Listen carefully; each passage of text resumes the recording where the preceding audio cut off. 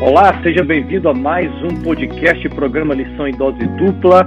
Voltamos para mais um episódio dentro desta temporada que estamos estudando o tema da nossa lição, falando sobre descanso em Cristo. É muito bom a gente estar conectados aqui, mesmo pelas redes sociais, mesmo online, é possível estudarmos a Palavra de Deus, e você tem acompanhado com a gente já durante vários meses, né? E agora, neste novo trimestre de lição da Escola Sabatina, um tema que tem sido uma bênção para todos nós, e eu já vejo aqui na minha telinha os meus amigos de Lição em Dose Dupla, Pastor Robson Menezes e Wanderson Domingues. Como é que vocês estão, meus amigos? Seja bem-vindo aí ao Lição em Dose Dupla. Bom, eu quero agradecer a oportunidade de fazer parte dessa dupla aí mais uma vez. Eu já me sinto em casa aí também com você, que é já cliente cativo aqui do podcast, também do Facebook, do YouTube, Lição em Dose Dupla. É sempre muito bom poder ouvir a sabedoria dos Wandersons. E eu me sinto aqui abençoado, primeiramente, em poder estar aqui compartilhando alguma coisa e recebendo muito do que a gente tem para discutir aí nesse trimestre. Descanso em Cristo, especialmente hoje, falando sobre o custo do descanso, trabalhando aí o processo do perdão. Obrigado, viu, amigos? Legal, uma satisfação estar com vocês aí também. E com a galera que está nos acompanhando, talvez alguns nesse momento correndo, na academia, no trânsito, limpando a casa, lavando louça, não sei o que você está fazendo aí, mas que legal que a gente pode semanalmente compartilhar a lição com os nossos amigos. E estar com vocês aqui, meus amigos, é uma bênção também, viu? Estou abrindo aqui, pastor, já está aberto aqui no meu celular, o podcast. Eu vou mostrar para vocês aí, ó, podcast Lição em Dose Dupla, tá, pessoal?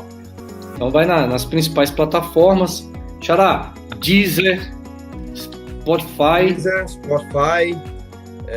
iTunes, é só clicar lá, Lição em Dose Dupla. Agora já é Dose Dupla o nome, mas agora estamos em Dose Tripla aqui com o Robson, e compartilhar com os amigos. É isso aí. E você também pode assistir a partir de toda segunda-feira. Nós já colocamos no YouTube Lição em Dose Dupla. Você vai lá, se inscreva, tá joia? Para você acompanhar, clica no sininho. Então, quando postarmos ali o nosso bate-papo, você já vai receber também essa notificação, tá joia? E gente, fiquem atentos nas redes sociais da Paulista Sudeste, nas nossas páginas aí, porque é o seguinte, nós vamos de vez em quando colocar ali uma divulgação aí, uma promoção de um presente, né? Essa camiseta aqui não vai sair, não? Vai, nós vamos colocar nas redes sociais. Então é o seguinte, se o pessoal quer ganhar uma camiseta, vai ser pelas redes sociais. Nós vamos postar ali a imagem, e aí a galera vai interagindo conforme as regrinhas que a gente vai colocando ao longo do trimestre, tá bom, pessoal? Então, ao longo do trimestre, fiquem atentos. Então vocês nos sigam nas nossas redes sociais, no Facebook também, no Instagram, principalmente no Instagram, onde a gente interage bastante ali também, aí alguns presentinhos, né? Uma camiseta, às vezes um livro. Eu tô vendo ali o Xará, a estante do Xará tem muito livro, Xará. Você pode fazer uma doação aí. Opa! De um livro. Aí. Tem uns aqui que eu não posso doar de jeito nenhum. Não pode não? Eu posso. Tem alguns que não tem como, né, rapaz? Eu tenho uns livros aqui e não sai da minha biblioteca, viu? O Robinho também tem muitos tesouros aí, Robinho. Mas já estava cobiçando aqui também alguns. A gente estava escolhendo. Você falou em doar, eu já estava escolhendo aqui. Até escolhi. O que eu ia pedir? Ali, ó. Vamos propor aqui, Robinho, um dia de casa aberta.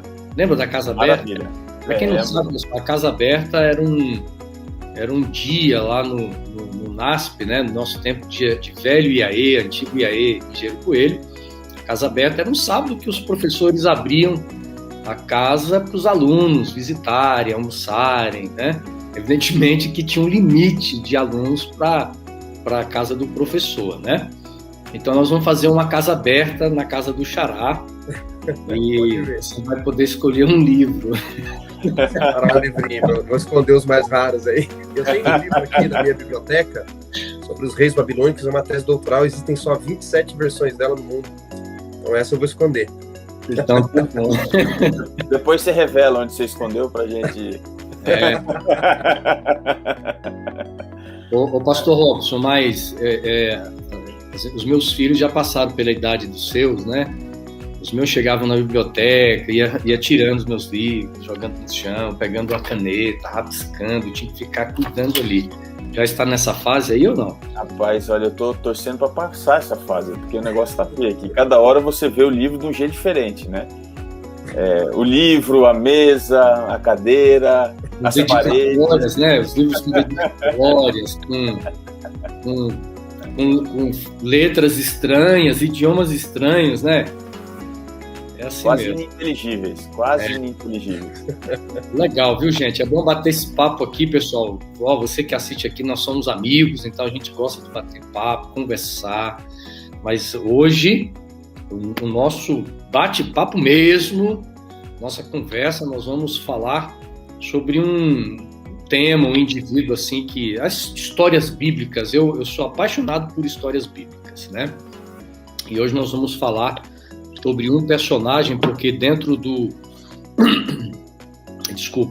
desse tema geral sobre descanso em Cristo, compreender aquilo que Jesus oferece, né? Perdão, graça, salvação. Eu acho que a história de hoje ela é muito é a nossa história. Ela conta a sua história. Ela fala realmente daquilo que somos e daquilo que Deus, a forma como Deus nos vê, como Deus nos considera, como Deus trata do nosso problema, trata do pecado, a forma como Deus trata do ser humano, né? Tem muita gente que desconhece a forma como Deus lida com isso, a forma como Deus nos vê, né? Às vezes, Xará, as pessoas pensam que Deus me vê como eu vejo as pessoas, né? E não é assim. Então, nós vamos compreender um pouco no tema da semana. Eu vou pedir já ao Xará, então, que já faça uma oração e nós vamos entrar nesse tema que vai ser uma bênção. Vamos orar. Senhor Deus e Pai, mais uma vez pedimos a Tua presença e sabedoria, que Teu Santo Espírito nos guie para compreendermos a Tua revelação, para nos mostrar a Tua salvação. Pedimos uma bênção também sobre o pastor Robson, pastor Assunção e os amigos que estão nos ouvindo dos mais diversos lugares do Brasil e do mundo. Que possamos sentir a Tua presença através do Teu Espírito. Oramos por Jesus. Amém. Amém. Muito bem. Se você está com a tua lição aí, nós chegamos no episódio número 4, o custo do descanso. E é claro que, estudando aqui o nosso tema, né, pastor Robson, nós poderíamos até dar também outros títulos para esse tema da semana. Mas eu quero destacar aqui com você, já na introdução, o texto base que o autor traz, que é um dos salmos mais lindos que nós encontramos na Bíblia, cheio de tantos ensinamentos, que é o Salmo 51, e de uma forma mais específica, o versículo 10, que nós temos aqui. Salmo 51, verso 10, diz assim: Cria em mim, ó Deus, um coração puro e renova dentro de mim um espírito inabalável. Nós vamos, no decorrer do tema, nós vamos entender um pouquinho sobre esse capítulo 51 de Salmos, né, amigos? Realmente, pastor, eu acho que a lição desta semana, quando nós olhamos a vida de Davi, né, Salmo 51, Davi escreveu depois do arrependimento, né, depois que o pecado foi revelado, inclusive, por Natã, por Deus. Nós vamos começar a entender um pouquinho mais a sequência da lição da semana passada, onde nós falamos da natureza humana. Ao comentarmos da natureza humana, nós falamos da graça, etc., mas falamos muito sobre o pecado que nos afeta. E nós vimos, né, estamos recapitulando esta semana, sobre um homem segundo o coração de Deus, chamado na Bíblia que Davi era um homem segundo o coração de Deus, o maior rei humano da história de Israel, depois do Messias tão aguardado, e que foi vencido pelo pecado e a maneira como Deus trabalhou para resgatá-lo também. Daí a importância de nós entendermos que o descanso das lutas, das batalhas deste mundo é só em Cristo. E nesse mundo é um mundo de lutas que nós vamos ter que ficar atentos, né? Diz o apóstolo, né? Aqueles que estão em pé, cuide para que não caia. Então, essa é a recomendação bíblica que nós vamos ver na vida de Davi para cada um de nós. Uhum. Muito bem. Pastor Robson, o Xará coloca aí uma frase, Davi segundo o coração de Deus. Eu não quero que você dê um spoiler ainda, mas nós vamos chegar lá sobre esse tema.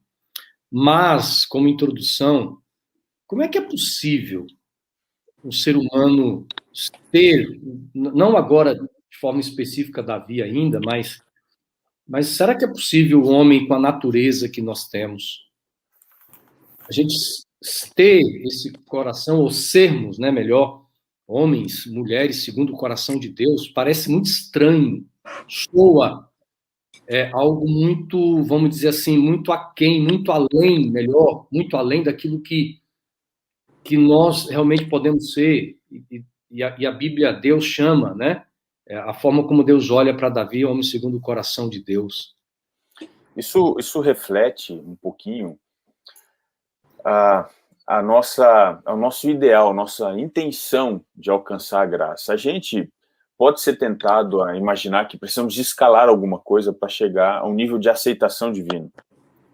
Mas Davi ser o homem segundo o coração de Deus me ensina que não é quem eu sou ou o que eu faço, mas é quem Deus é, e a minha aceitação é isso. Quando eu me rendo. Eu posso estar equivocado aqui, mas eu acho que foi Agostinho que dizia que, Senhor, dá-me a castidade, mas não agora. Eu não sei se foi exatamente ele que falou esta frase, mas ela reflete um pouco daquilo que nós sabemos que precisamos e às vezes não buscamos com intensidade. Por que Davi era o homem segundo o coração de Deus? Não é porque ele não pecava. Ele tem diversos pecados alistados, né? Mas a virtude maior dele está em uma rápida aceitação, um rápido reconhecimento e uma prontidão de entrega. Por isso que sermos segundo o coração de Deus, isso é possível fazer, possível ser, entender quem nós somos e aceitar prontamente os chamados, as advertências divinas para uma nova vida, né, na presença do Senhor. O nosso guia vem trazendo exatamente a história, um pouco da biografia, uma parte da biografia deste homem, deste rei tão conhecido na história bíblica, chamado Davi, o homem cuja história é uma história, de certa forma, na ótica, Xará, na ótica humana, muito polêmica, né? Se nós tirarmos o aspecto divino da ação de Deus na vida de Davi, se nós tirarmos as questões espirituais da vida de Davi, é um indivíduo muito, muito carnal, vamos dizer assim, né? Exato. É até chocante quando nós estudamos a biografia de Davi e pensamos assim, mas como pode um homem como Davi ter sido escolhido por Deus para ser o rei de Israel? Porque Samuel vai até a casa de Jessé e os filhos estão vindo, né? Jessé, na sua compreensão, vai olhando e diz assim, eu vou chamar os melhores filhos primeiro, e Davi, coitado, fica por último, né? E de repente diz assim, não é nenhum dos filhos de Jessé, não é nenhum destes, Jessé, que Deus escolheu, mas escolhe Davi, e de repente a gente vê uma biografia como essa, né? E o guia, Xará, de uma forma mais específica, traz um momento, assim, posterior já do reinado de Davi, né? Onde vale a pena nós realmente estudarmos um pouquinho aqui hoje. Realmente, a vida de Davi é fantástica, não é? A forma como Deus o escolhe. Ele era o menor, humanamente falando, entre os irmãos. E Deus diz para Samuel, não se atente para a sua formosura, para a sua aparência, para nada disso. Eu não vejo como vê o homem. O homem vê o exterior, eu vejo o coração. E depois de um longo período de tempo, depois de Davi derrubar o gigante, que há grandes e lindas lições aí, depois dele ser perseguido por Saul, depois dele esperar muitos anos para obter o reinado, Davi finalmente ele estabelece o reinado dele, e era um dos momentos em Israel, foi um dos momentos em Israel, onde Israel mais teve domínio territorial no período de Davi e Salomão, ia desde o Egito até a Mesopotâmia, desde o Mediterrâneo até o Golfo Pérsico. Davi tinha muito poder, tinha os seus valentes, mas o grande perigo da vida, né, colegas, não é só em meio às batalhas. Dizem que as águas mais calmas são as mais profundas e perigosas, não é? O perigo de Davi foi exatamente quando tudo estava mais estável na vida dele, quando ele deveria estar na guerra, ficou no castelo, e aí foi que ele começou, então, a revelar que o ser humano, ele não é feito só de vitórias, só de glórias, e a trajetória de Davi é bacana da gente estudar, viu, galera? Exatamente por isso, porque os heróis da Bíblia, eles são feitos de carne e osso como nós, de erros, não é? Eu até queria compartilhar aqui um texto de Ellen White, Voz Profética aos Adventistas, e ela diz, então, no livro Testemunhos, volume 4, página 12, ela diz assim, falando de Davi, não é? Desses homens todos, Testemunhos, volume 4, página 12, ela diz, a pena da inspiração fiel à sua tarefa fala-nos dos pecados que superaram Noé, Ló, Moisés, Abraão, Davi e Salomão. E aí ela diz, há diante de nós os que se encontram na vida dos crentes, com todas as suas faltas, erros, loucuras. Esses homens estão diante de nós, né? E são destinados como uma lição a todas as gerações que iriam seguir a Deus. Se esses heróis, ela diz, se esses homens tivessem sido sem fraquezas, teriam sido mais que humanos. E a nossa natureza pecaminosa deveria entrar em desespero, pois nunca chegaríamos a tal status de excelência.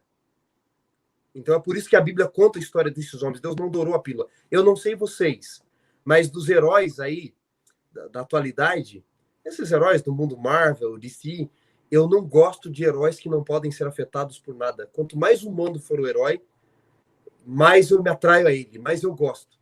E o que me encanta na vida de Davi e de outros heróis que mencionamos aqui, mas essa semana especificamente Davi, é o fato de que a história de vitória dele não era por causa dele, mas apesar dele, por causa da graça. Queria comentar um pouquinho aqui, pastor, sobre a dificuldade de Davi, né? No caso dele ali, foi no momento de ócio, né? É um ócio que ele propiciou para si mesmo, ele não deveria estar ali. Eu acho que a nossa geração tem muito de Davi nesse momento. Eu estou aqui com um estudo aberto no meu telefone aqui. Um neurocientista chamado Michel Desmouget, ele afirma o seguinte, que pela primeira vez, no contexto mais recente da história, os filhos têm QI inferior ao dos pais, pela primeira vez. E aí ele vai dar as razões para isso. Ele escreveu um livro que tem até um título interessante, A Fábrica de Cretinos Digitais. E ele vai explicar o porquê que hoje a geração está emburrecendo, né? Ele diz o seguinte, que eles são atordoados por entretenimento bobo. Estão viciados nas privadas de linguagem das redes sociais. Incapazes de refletir sobre o mundo, mas felizes com a sua sina. Eu acho interessante que esse ócio, né, que não é criativo, é um ócio da conectividade, que tem afetado muito alguns, até trazendo o próprio vício para as pessoas ficarem conectadas, ou não fazendo nada, simplesmente ter uma sensação de algo, como o Davi ali no terraço, né, procurando alguma coisa. Isso daí tem sido, não só lá no passado para Davi, mas para nós hoje tem sido um problema grave, terrível, e eu acho que a gente precisava atentar para essa informação que o texto bíblico vai nos trazer daqui a pouco, de nós estarmos atentos, preocupados, porque pode ser que a gente pague um preço muito caro, como Davi pagou. Robinho, eu quero completar o que você está falando, porque o espírito de confiança e exaltação que Davi tinha nele mesmo, até pelo ponto que ele chega como rei de Israel, o auge, né? Que a toda a segurança que ele tinha, física, Jerusalém bem estruturada, os seus exércitos, né? Embora eles estivessem vivendo num momento de guerra, mas Davi tinha uma confiança muito grande nas estruturas que eles haviam construído, nos seus generais, nos seus exércitos e etc e tal. A gente percebe que esse espírito de confiança nele mesmo, de exaltação própria, preparou o caminho para a sua ruína, né? E aí nós vamos nos lembrar exatamente a mesma jornada de Davi, ela não era uma jornada trilhada pelo homem, né, a primeira vez. O homem sempre tem a tendência de trilhar esse caminho da própria exaltação, da autoconfiança. Isso vem do céu. Estudamos semana passada, em Isaías capítulo 12. Lúcifer confiando em si mesmo, não no Deus que havia criado, né? Então, a gente percebe que você trazendo essa realidade da sociedade hoje, né? E a sociedade também, ela é uma sociedade que autoconfia em si mesmo, né? Ela se exalta pelo que ela é, pelo que ela faz, quando, na verdade, é uma sociedade vazia. Então, confia no vazio, confia no nada. Xará. Eu acho que nós fomos treinados pelo pensamento iluminista, amigos, de uma forma totalmente equivocada. É por isso que hoje a sociedade duvida de tudo que é espiritual e santo. O Rav Zacarias, ele dizia o seguinte, né? A sociedade moderna ela é muito curiosa, a nova geração. Eles questionam a Bíblia, Robson e Xará, e não aceitam Jesus, as evidências arqueológicas, históricas, a crítica textual, toda a ciência que é feita em cima da Bíblia, mas não saímos de casa sem olhar o horóscopo. Essa é a sociedade atual, percebem? Rejeitam a religião bíblica tão contestada, porque a vontade de Deus está presente, mas adotam outros tipos de religiões orientais que você tem que passar por cima de brasas ardentes, etc. E essa é uma crítica que, enquanto cientista da religião, eu faço também. E nós temos que ser duros aqui, até no Lição em Dose Dupla. Então, a sociedade moderna, norteados pela visão iluminista, que teve seu lado bom, tá? Não vou negar, eu estudo esses filósofos, mas que mudou a estrutura de pensamento da sociedade para chegar ao que é hoje, mudou o conceito de razão de vida. Arthur Schopenhauer dizia que existe um único erro inato no ser humano, e é a noção de que nós existimos para sermos felizes e realizar todos os nossos desejos. É isso que a sociedade moderna prega, não é? Carpe diem, seja feliz, aproveite, viva. Na antiguidade, a noção de sociedades antigas de felicidade era completamente oposta, inclusive era uma dádiva dos deuses, e eles escolhiam apenas alguns desse mundo, não é? Então eles já sabiam que viviam para lutar, para vencer em meio às batalhas da vida. Se vocês me permitirem aqui, veja, filósofos como John Stuart Mill, John Locke, que trouxeram essa noção do máximo de prazer, de ganho e o mínimo de dor no mundo, não é? Mas olha só o que Jung observa. Embora eu não concorde com tudo que Jung fala, ele diz algo muito interessante. Ele diz que vivermos uma vida em busca da felicidade, não de propósito, de significado, é uma vida de doença da alma, cuja extensão e importância ainda não se começou a compreender. E uma das principais razões do mundo estar doente, ele diz, é que nós não entendemos que nós não vivemos para sermos felizes e saciar os desejos. Nós vivemos uma vida de propósito, de lutas e de batalha.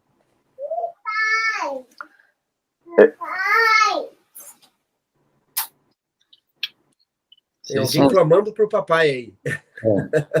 Eu precisei até desligar aqui para não atrapalhar muito mais, mas há uma geração clamando. Vai virando uns pequeninos, viu, pastor Robson? É uma geração clamando por referência, né?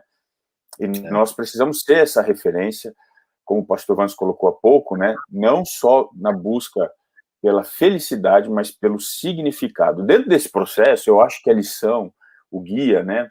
A lição em dose dupla dessa semana, o tema de hoje, ele vai ilustrar o processo de restauração, que é algo essencial, porque nós todos precisamos passar por isso, assim como Davi passou, essa restauração, você tomar um novo rumo, seguir uma direção, e a história de Davi, para a gente, vai ilustrar exatamente o que nós discutimos no episódio anterior, na lição passada, quando falávamos da natureza corrompida e tudo mais. Oi. Antes de você entrar nesse ponto, desculpa, tá? Me permite aqui, Claro. só abrindo um parêntese, é interessante porque Davi, quando ele entra numa espiral de pecado, de problemas, ele tenta resolver o problema do pecado. Você percebe que o ser humano é assim, infelizmente. Desde o Éden, né? desde o Éden, ele tenta, não, deixa que eu vou resolver. Quando eu me lembro da história, por exemplo, do charado do filho pródigo, ele tenta resolver a situação quando ele diz assim, eu voltarei para casa e direi para o meu pai, eu não sou digno de ser chamado teu filho, eu quero ser um empregado. Só que o pai, esse não era o plano do pai. Então, o plano de Deus para restaurar é diferente. Então, você vê, aí Davi tenta resolver o problema, não dá certo, ele manda Urias para casa, Urias diz assim, eu não sou digno de ir para minha casa, né? A arca do Senhor não tem um lugar ideal para habitar. O meu general está no campo de batalha e eu vou para minha casa? Não vou. E Davi chega ao ponto de mandar tirar a vida de Urias, que era um homem leal, que era um homem fiel a ele, um homem que, você percebe, né? A gente percebe aqui o contraste entre Davi e Urias. Mas aí, pastor Robson, a gente percebe que o grande equívoco, o grande engano é quando nós queremos resolver o problema do pecado e a gente deixa Deus de fora, né? Eu entendo aqui pela história de Davi que quando ele deveria agir, ele não agiu. Uhum. Aliás, posso ler aqui um texto, né? Pode. Um texto, vamos ler, né? Segundo livro de Samuel, aqui, capítulo 11, o verso 1 e o verso 2.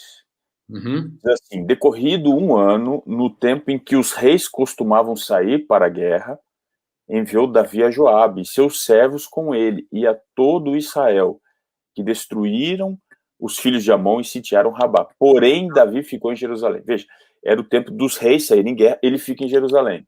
Ele envia pessoas. Verso 2. Uma tarde, levantou-se Davi do seu leito e andava passeando no terraço da casa real. Daí viu uma mulher que estava tomando banho. Era ela muito formosa, né? Então você vê, nós temos duas coisas aqui. Primeiro, uma omissão. Então sempre a nossa ação de reparação ou de reparo, ela é fruto de uma omissão. A omissão dele aqui, no caso, foi que ele deveria estar num lugar diferente, deveria estar lutando em guerra, mas ele estava em casa, confortavelmente. E em vez de estar em casa fazendo algo, ele estava caçando, como a gente diz, algo para fazer, né? Essa falta de propósito aqui, né? Ele estava tentando. Muitas vezes como a gente entra na internet, vou ver o que está acontecendo, né? Vai para cá e daqui a pouco você cai numa armadilha como essa daqui. Mente vazia do diabo, né? Exatamente, né? A omissão dele estar em guerra trouxe para ele o quê? Toda a situação de perigo, de problema. Cobiça, luxúria, o desejo. Então, veja, não existe férias desta guerra que a gente precisa ter, da sobriedade. Não existe férias. Nós precisamos conquistar pelo poder de Deus. Ou você conquista pelo poder de Deus, ou você é conquistado. No caso dele, ele foi conquistado pelo pecado. E aí ele precisou encobrir, varrer para debaixo do tapete. E aí nós temos paralelos muito próximos à nossa vida. Quando a gente não está na sobriedade da vida, tentando fazer o que é necessário, nós vamos cair em ciladas e é aí que o problema vai nos alcançar e a gente tenta encobrir de toda e qualquer forma o erro que a gente cometeu, né? Meus amigos, e o problema de Davi, o problema do ser humano, não é apenas desejos como Davi teve. Eu tenho aqui um pensamento de Dietrich Bonhoeffer. Ele diz o seguinte, existe em nós uma inclinação latente para o desejo, a qual desperta súbita e ardente. Aí ele continua dizendo assim, com poder irresistível, o desejo domina a carne. De repente, um fogo secreto, sem chamas, se acende, a carne queima e arde. Não faz diferença que seja um desejo sexual, ambição, vaidade, desejo de vingança, amor pela fama, ou amor pelo poder, ou cobiça pelo dinheiro.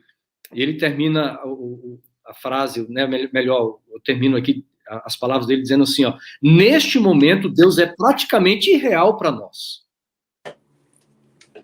E Deus perde toda a realidade. E só o desejo pela criatura é real. Sabe, amigos, eu quando ouço vocês falando isso e vejo a história de Davi, eu sempre digo, né, o pior lugar que a gente tem para estar é o lugar que Deus não quer que a gente esteja. E como nós, quando perdemos o propósito, voltando ao que estávamos falando, vivemos aquela questão da felicidade, de o que é felicidade? É ter poder, ter cargo, ter dinheiro, ter isso. Não que essas coisas não sejam importantes na vida, não devem ser a mais importante. Quando nós esquecemos que estamos aqui para um propósito do Criador, o pior lugar que há para estarmos é o lugar que Deus não queria que nós tivéssemos. Não era para Davi estar ali. Como rei, né? Ele precisava estar à frente. Uhum. Essa foi a responsabilidade dele. Deus o escolheu no contexto, até que o pastor Wanderson lembrava, ou Assunção, né? Lembrava há um tempo atrás. Deus o escolheu num contexto extremamente improvável. Ele não era para ser rei. Ele recebeu essa responsabilidade e, por algum momento aqui, ele abriu mão de ir atrás. E aí está o perigo, né? E Agora, a ruína, eu só quero completar e dizer o seguinte: o sucesso você constrói em um processo, a ruína vem em um momento. É verdade. As árvores crescem silenciosas, não é? Mas a queda... E demorado o crescimento. barulho. Silencioso e demorado, mas a queda é rápida e barulhenta. Vocês estão falando em Davi como rei que deveria estar em outro lugar, né? Devido à sua função, nós temos aqui no nosso guia um segundo personagem que aparece cumprindo realmente a função que ele deveria cumprir, aparecendo no momento crucial da história de Davi, que é o profeta Natan. Nós vamos encontrar no capítulo de 2 Samuel, capítulo 12, né, pastor Robson? Quando a gente fala de figuras, quando a gente fala da importância daquilo, de propósitos que Deus coloca para nós, e Davi se perde nesse momento, aparece Natan como profeta do Senhor, justamente para confrontar esse momento na vida de Davi, né? A forma e a fórmula de Deus trabalhar com o resgate do ser humano. Nós vamos ver um pouquinho aqui, vamos ver o texto. É um capítulo, uma porção maior, né? Segunda Samuel, capítulo 12. Mas nós temos aqui um contexto que o próprio Natan utiliza, que é uma ilustração muito comum. Davi entendeu assim de uma forma tão clara, porque Davi foi pastor de ovelhas, e é exatamente nesse ponto que Natan ele entra. Posso ler aqui um pedacinho? Vamos lá. Capítulo 12, né? Ele conta uma parábola de um homem rico, a partir do verso 1, né? Um homem rico e um outro pobre. O rico, verso 2 diz, tinha ovelhas e gado em grande número. O pobre não tinha coisa nenhuma. No verso 4, uma pessoa veio visitar o homem rico, em vez de ele oferecer o que ele tinha, que lhe sobrava, ele ofereceu do outro que faltava, né? E entregou ali a ovelhinha, que era mais do que um animal de sustento, era um animal do coração, era... E aí, quando Davi ouve, parece que ele até interrompe a história. Se ele não tivesse reagido, talvez ainda a gente tivesse conhecimento aqui de mais coisa dessa parábola que Natan contou, mas ele interrompe o verso 5, o furor dele se acendeu. E ele diz assim, tão certo como vive o Senhor, no verso 5, o homem que fez isso deve ser morto. Ele botou a corda no pescoço, né? E aí no verso 7, Natan diz a Davi, tu és o homem. Eu fiquei refletindo nisso. A dificuldade que a gente tem de enxergar, né, o nosso próprio pecado nos faz clamar por justiça alheia.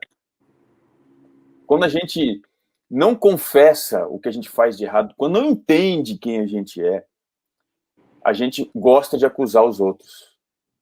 E é aqui que Davi é pego pela sua própria palavra e pela sua atitude, porque foi ele que, não contente em ter tomado a mulher do seu soldado ali, né? Ele ainda faz toda uma tentativa para encobrir a gravidez daquela mulher, não consegue, e aí ele carrega o sangue nas mãos, e agora ele clama pela morte de outro. Veja, o assassino clama pela justiça da morte de alguém, né? Para você ver como que é o pecado, ele nos faz ser incoerentes. E hoje, a coisa mais comum que você vê é a incoerência naquilo que a gente fala, aquilo que a gente faz, aquilo que a gente vive, sendo mais uma vez uma ilustração de tudo que nós discutimos, né, no tema passado. Uhum.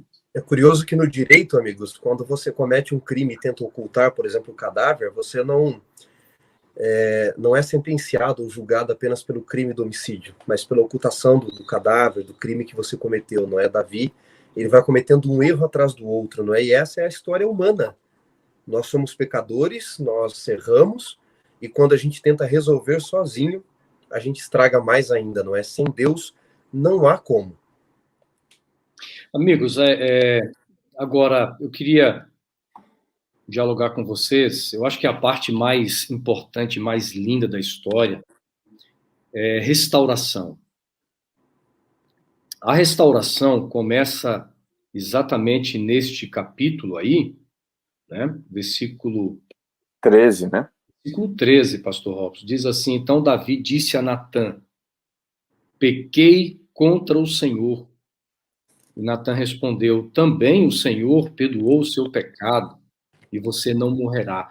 Evidentemente, amigos, que os versos anteriores, né, versículo 10, por exemplo, versículo 11, Natã vem trazendo uma revelação de Deus muito pesada contra Davi. E não só contra Davi, mas contra a casa dele. Diz assim o verso 10, agora, pois, a espada jamais se afastará da sua casa, porque você me desprezou e tomou a mulher de Urias e tal. Verso 11, eis que ferirei, eis que farei com que de sua própria casa venha o mal sobre você, né? Tomarei as suas mulheres, a sua própria vista, e as darei a outro homem, que se deitará com elas em plena luz do dia. É muito pesado que Deus fala para Davi. Sabe o que eu acho curioso aqui, Xará? Davi, veja as consequências do pecado, né? Coincidência ou não, Davi disse: o homem deve pagar 4 vezes mais, né? Uhum. Davi matou Urias e morreu depois o seu filho com Batseba. Depois morreu Aminon, que havia estuprado a irmã. Isso. Depois o próprio Absalão na revolta, e por último Adonias, que Salomão mata.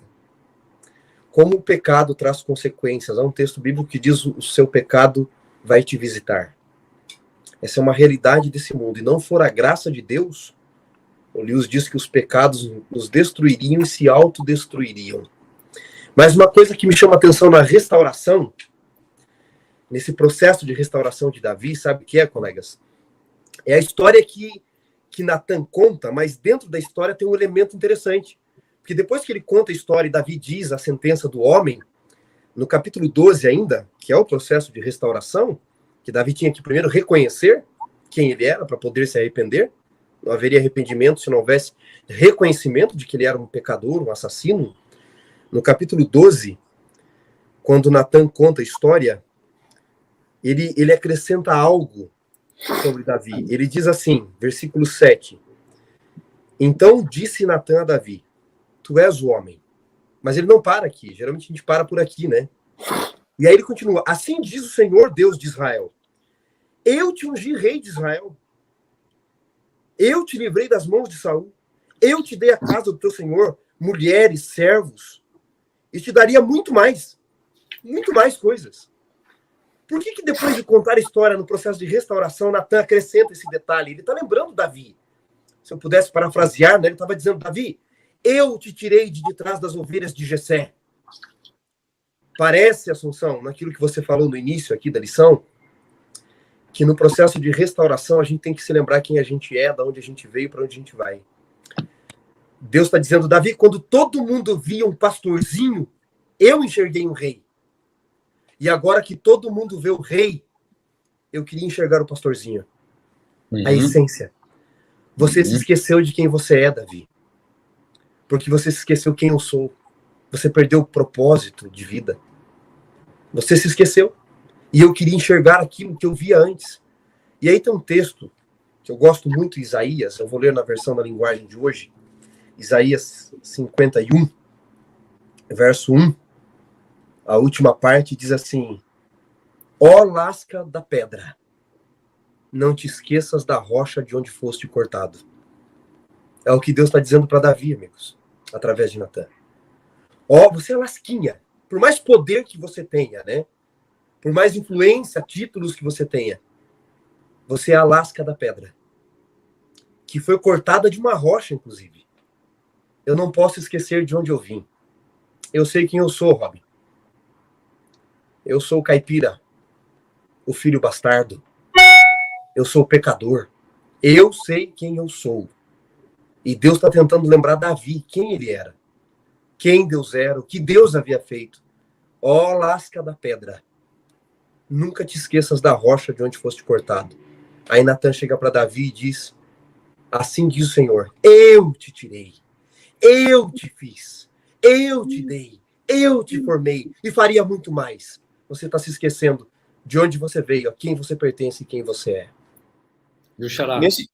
E essa restauração que Deus quer fazer em Davi, lembrar de quem ele era e quem Deus o tornou, é uma restauração que excede as glórias dos reinos humanos. Deus dizendo assim, Davi, tudo bem que você ser rei de Israel é algo tão grandioso que eu fiz na tua vida, mas isso é tão pequeno, isso é tão medíocre perto daquilo que eu posso fazer, que é tornar você realmente um herdeiro das coisas eternas, porque o milagre da transformação é muito maior do que colocar alguém no trono, sentado no trono.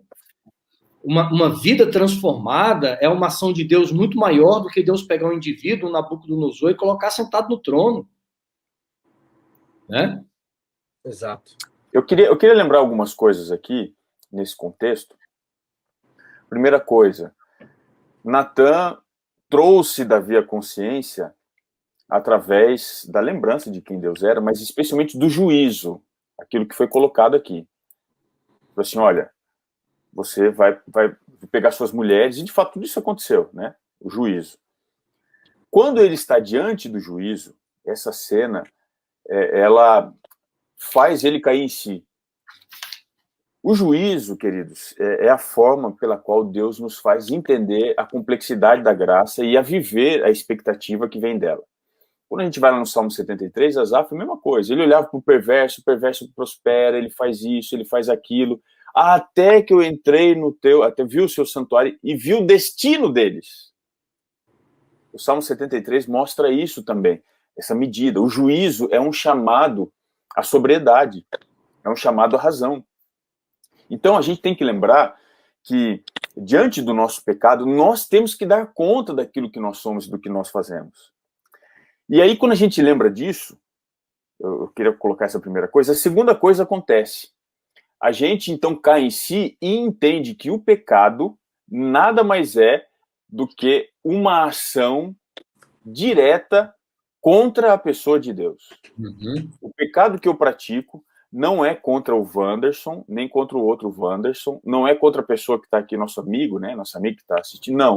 Apesar de eu ferir alguém através do meu pecado, o meu pecado é uma ação, uma rebelião direta a Deus. É por isso que lá no Salmo 51, e eu quero ler aqui o verso 4, quando Davi... Oi. Enquanto você está abrindo o texto aí, inclusive no nosso guia, diz assim, na página 47, todo mal que é feito a alguém se reflete em Deus. Exatamente. E essa é a consciência de Davi. Olha só o que Davi diz aqui no verso 4 do Salmo 51. Pequei contra ti, mas ele matou, foi Urias, e ele adulterou, foi com Batseba, mas o pecado dele era contra Deus. Uhum. E ele diz mais, contra ti somente. Olha a noção que ele tem, por isso que ele é chamado homem segundo o coração de Deus. Ele não dora a pílula, ele não disfarça, ele confessa a contrição, a confissão. E ele diz aqui, ó, e fiz o que é mal perante os teus olhos, de maneira que serás tido por justo no teu falar e puro no teu julgar. Tem que lembrar disso, né? O nosso pecado é uma rebelião, em primeira instância, contra Deus. Eu acho que esse tema, pastor Robson, de arrependimento, confissão, como chega Davi, teologicamente falando, isso aqui é muito profundo. Porque nós podemos, Xará, tratar desse assunto de uma forma muito superficial. A gente pode tratar de arrependimento e confissão de uma forma superficial. E no mundo tão fast food como vivemos, onde a espiritualidade, né? Não sei se vocês já perceberam, mas esse tema de espiritualidade parece que a gente não dá muita importância, porque nós achamos que entendemos de espiritualidade no sentido prático da coisa. A gente acha que o fato de ler a Bíblia ali rapidamente, assistir cultos, assistir lives, não, isso é a minha espiritualidade. Mas quando eu olho para o verso 4, Davi chegando à seguinte conclusão: pequei contra ti somente, revela, sabe, uma espiritualidade, um desenvolvimento espiritual muito grande que Davi tinha com Deus, a ponto de entender desse tema de forma profunda. Maturidade. Nos mostra que... Muita maturidade e profundidade no que ele está dizendo aqui. Ele entendeu, de fato, o que era a graça. Veja, ele entendeu. Davi merecia morrer, vocês sabem disso. Uhum. Punição para Davi era a morte. Mas eu acredito que a maior punição para Davi foi ficar vivo. Porque ele teve que levar... Alguns pensam, Deus passou o pano, né? Encobriu o pecado de Davi. A maior punição para Davi foi ficar vivo. E Davi morreu. Aquele Davi morreu, de fato. Quando você lê o Salmo 51 em sua profundidade, como vocês já mencionaram, não é? Senhor, eu pequei contra ti somente, fiz o que há mal aos teus olhos. Quando ele diz, Senhor, não me afaste da tua presença, não retires de mim teu Santo Espírito, Davi teve que morrer carnalmente mesmo. Tanto que depois ele passa por outras situações que ele deveria matar outras pessoas e acaba até poupando. Davi, ele morreu, e a maior punição foi ele levar algumas coisas. E Davi, o resto da vida, né? E Davi teve que entender o que era graça. E aí, quando a gente fala do pecado contra Deus, a gente mostra a malignidade do pecado. Uhum. Porque não é só contra o humano, é contra o próprio Deus. E Deus morreu pelo pecado que nós cometemos contra ele, primariamente. E o pecado é tão ruim que causou a morte do próprio Deus, na pessoa do seu filho, como nós o conhecemos. E hoje a gente vê, Robson, você mencionou outro dia aí, né? A intenção de alguns de despecaminizar o pecado. Davi errou? Davi fez porcaria? Fez. Mas ele tentou até encobrir, porque ele sabia que a porcaria era porcaria? Tentou.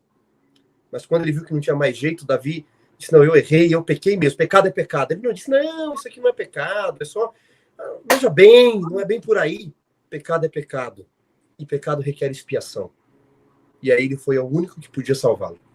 Xará, desse ponto de vista aí, perdão, Robinho, desse ponto de vista, onde você joga lá embaixo o conceito do que é pecado, eu também estou rebaixando tanto a santidade de Deus, eu torno Deus um ídolo, um pedaço de madeira, um ser insignificante, né?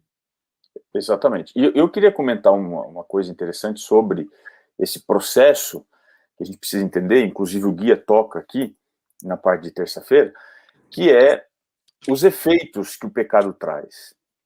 São dois, basicamente. Primeiro, o pecado traz culpa. Isso é imediato. A culpa é algo que vem no instante, ela chega na hora, chega junto com o pecado. E quando ele confessa o pecado, esse problema ele é resolvido de maneira imediata por Deus. Tanto é que quando ele confessa, se a gente volta lá para o capítulo 12... Mesmo, Robinho, mesmo às vezes não expressando diante de Natã o arrependimento, mas Deus viu o coração. Exatamente. E olha só, o verso 13 do capítulo 12 do 2 Samuel diz assim, então disse Davi a Natã, pequei contra o Senhor Deus, né? Contra o Senhor. Disse Natã a Davi, também o Senhor te perdoou o teu pecado. Então veja, Deus trata com a culpa de maneira imediata e instantânea, porque essa é a forma que a culpa se apresenta para nós. Mas a consequência, ela vem dentro de uma outra realidade. A consequência, ela não é imediata, ela é processual, demora. E a história traz aqui, o filho morreu e ele ficou clamando, jejuando e tudo mais, a gente leu aqui no guia de estudos. Mas o perdão, e aqui que eu acho que é sensacional, o perdão para a consequência, ele não é imediato. O perdão para a culpa, sim. O perdão para a consequência também é como a consequência se apresenta. A consequência é um processo. O perdão também é um processo. Na história de Davi, Deus conseguiu restaurá-lo depois de tantas coisas erradas que ele viveu. Davi é um péssimo exemplo de pai. Ele é um péssimo exemplo de filho. de relacionamento com os filhos, me corrigindo aqui.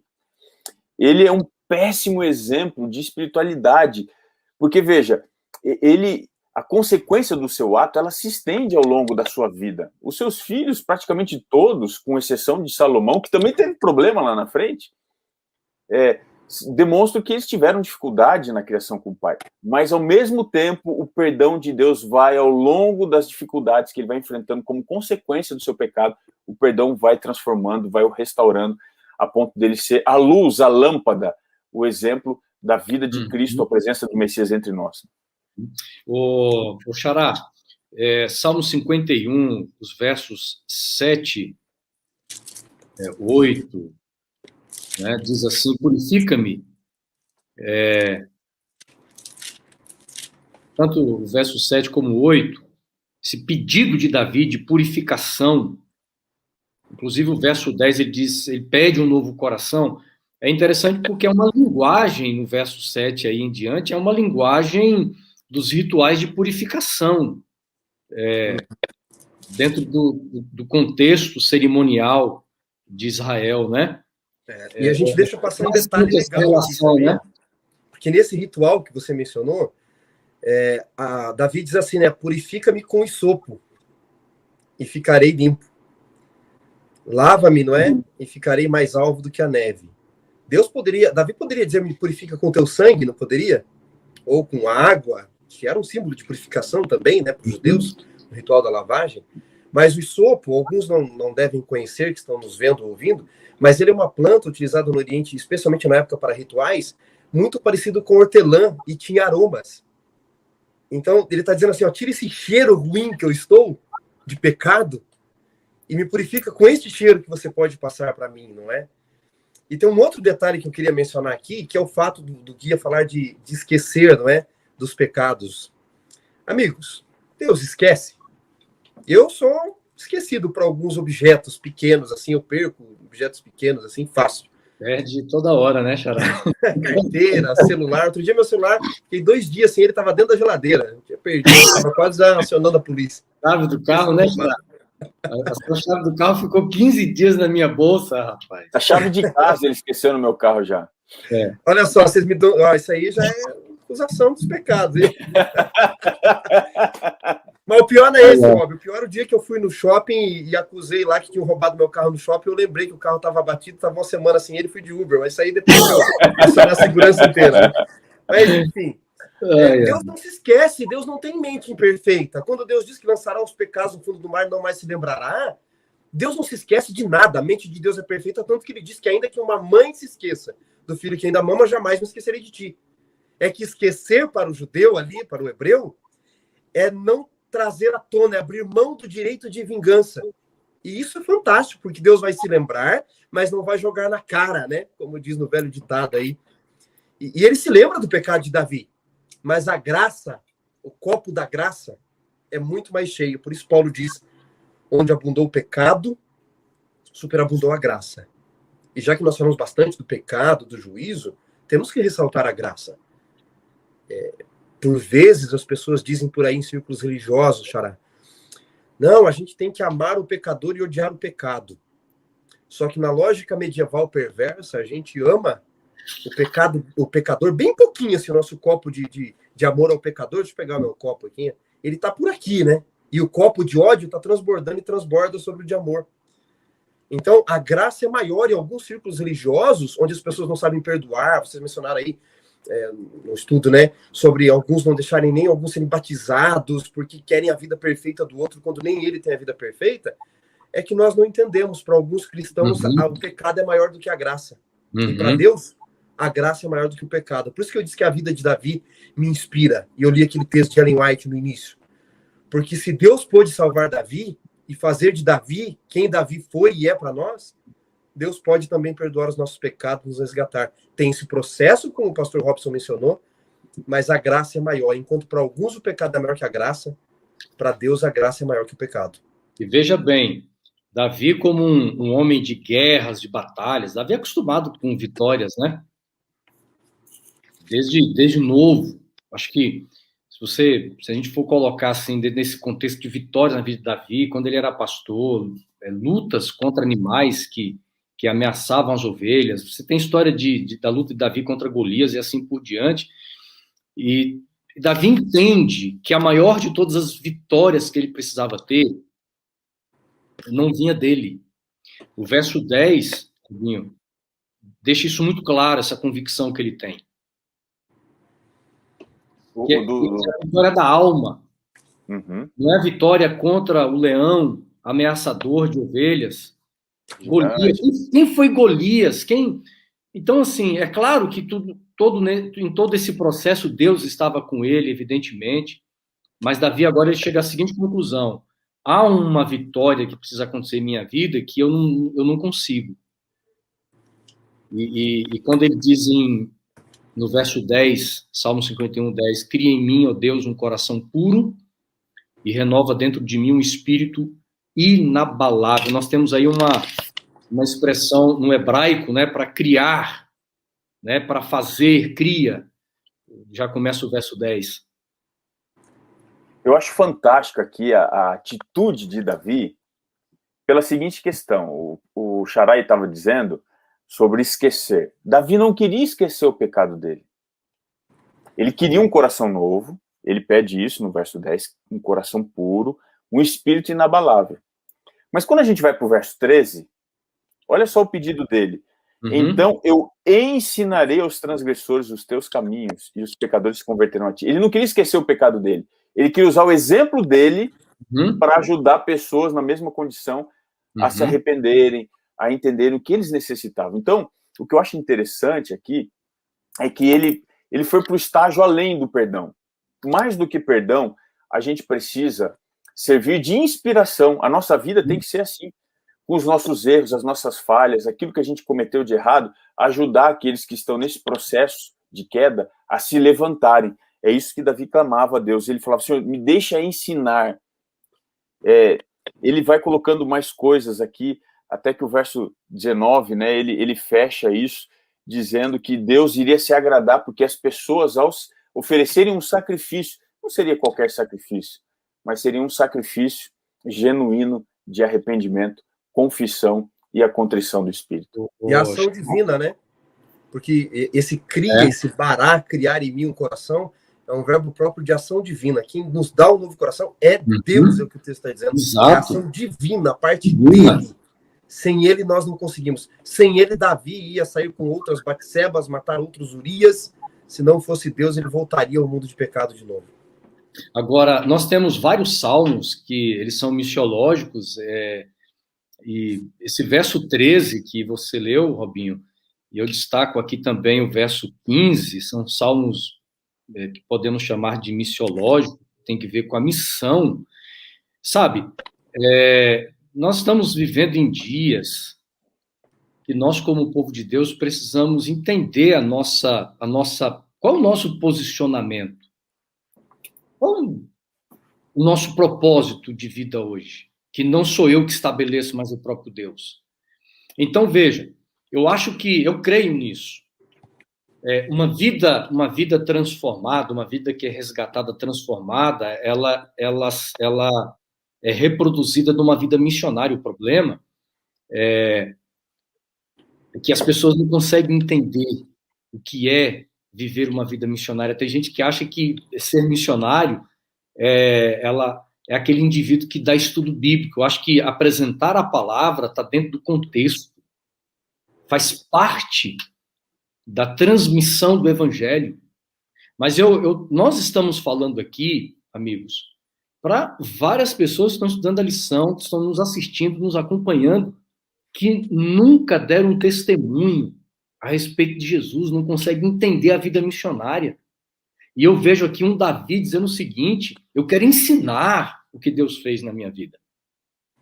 Como você falou, Robin, eu quero mostrar para as pessoas que a minha experiência foi terrível, mas que Deus restaura, que Deus continua comigo nesses momentos difíceis que a gente ainda continua passando. Olha o verso 15, Senhor, abre os meus lábios e a minha boca. Isso é missão, gente, missão.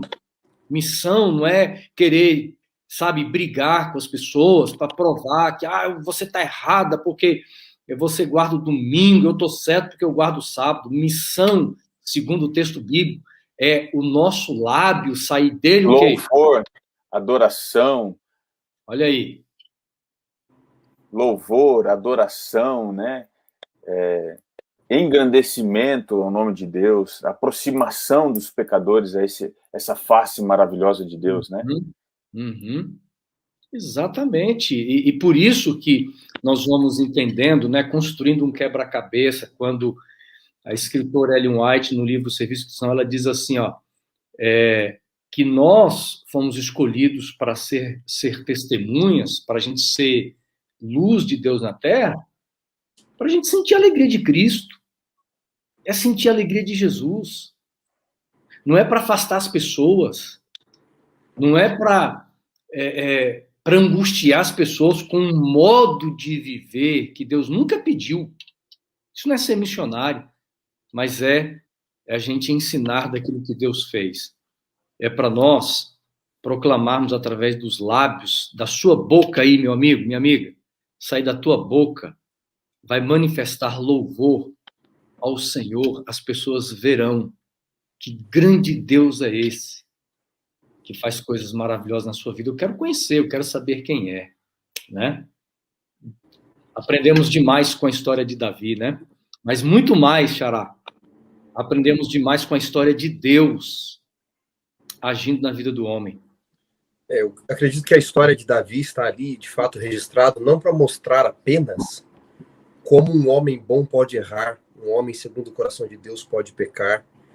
A história de Davi não é um registro só de como pessoas boas podem se tornar ruins. Tem uma música aí que está muito famosa no momento aqui no país, né, que diz assim, eu acho que a letra é mais ou menos assim, posso errar, né? Não vou cantar aqui, senão estraga a música, né?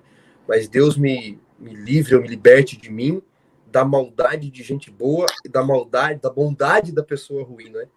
As pessoas ruins têm as suas bondades e as pessoas boas têm as suas maldades também nesse mundo. Mas a história de Davi não está ali para mostrar isso. Só que um homem bom pode errar. Está para mostrar, acima de tudo, a história de Deus, do quanto ele pode nos resgatar, por mais pecaminosos que sejamos. Talvez alguém esteja nos ouvindo aqui, pastor Robson, esteja lá perdido no lamaçal de pecado, já saiu dos caminhos de Deus, ou está conhecendo Deus agora.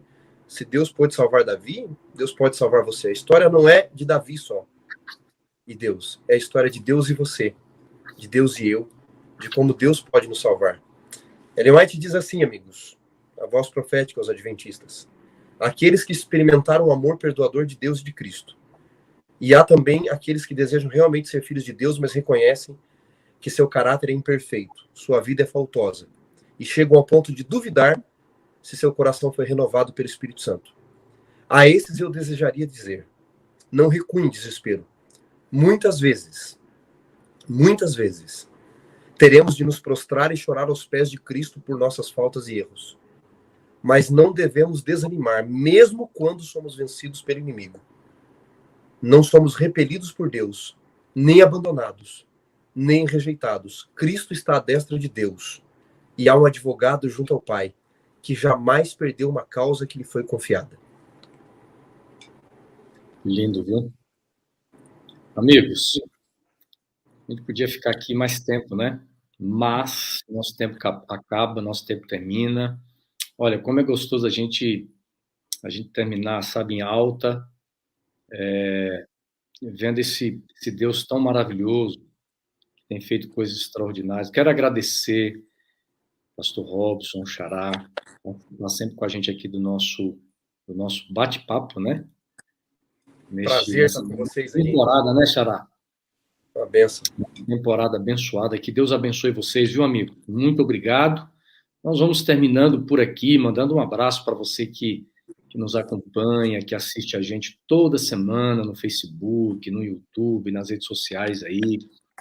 Vai compartilhando, né? Tanta gente compartilha. Que bom que você tem crescido conosco aqui, né? Você tem crescido conosco. Deus tem nos ajudado, tem nos dado compreensões da palavra dele. Então, que Deus te abençoe. Nós queremos pedir ao pastor Robson que termine orando por todos nós e vamos nos ver na próxima semana. Tá ok? Muito bem, vamos orar. Bondoso Deus, estamos nesse instante diante da Tua presença. Não pedimos a Ti apenas pelo perdão, mas pedimos pela purificação também. Nós queremos viver plenamente a expectativa da graça. Assim como Davi, queremos ser segundo o Seu coração. Aceita a nossa vida, pois assim te pedimos, em nome de Jesus. Amém.